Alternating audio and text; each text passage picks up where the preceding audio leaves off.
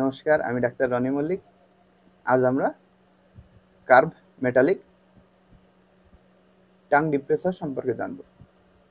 এটা দুটি ক্ষেত্রে ব্যবহৃত হয়। একটা হচ্ছে আপনার ডায়াগনস্টিক পারপাসে এবং থেরাপিউটিক পারপাসে। ডায়াগনস্টিক পারপাসে কিসে কিসে ব্যবহৃত হয়?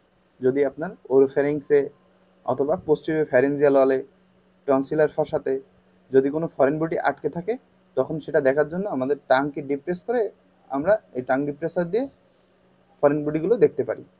আর যদি কারো অ্যাকুইট টনসিলাইটিস, ক্রনিক টনসিলাইটিস অথবা রেট্রোফ্যারেঞ্জিয়াল অ্যাবসেস বা পেরিটনসিলার অ্যাবসেস এগুলো যদি হয়ে থাকে, সেক্ষেত্রেও দেখার জন্য আমরা এই টাং ডিপ্রেসার ব্যবহার করে থাকি।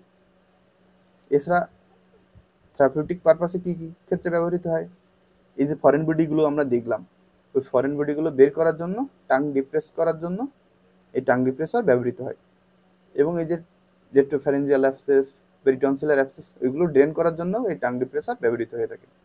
যদি এই ভিডিওটি আপনাদের ভালো লেগে থাকে, আপনাদের কোনো উপকারে এসে থাকে, তাহলে অবশ্যই একটা লাইক দিবেন, শেয়ার করবেন এবং সাবস্ক্রাইব করবেন আমার চ্যানেলকে। ধন্যবাদ আপনাদের সবাইকে।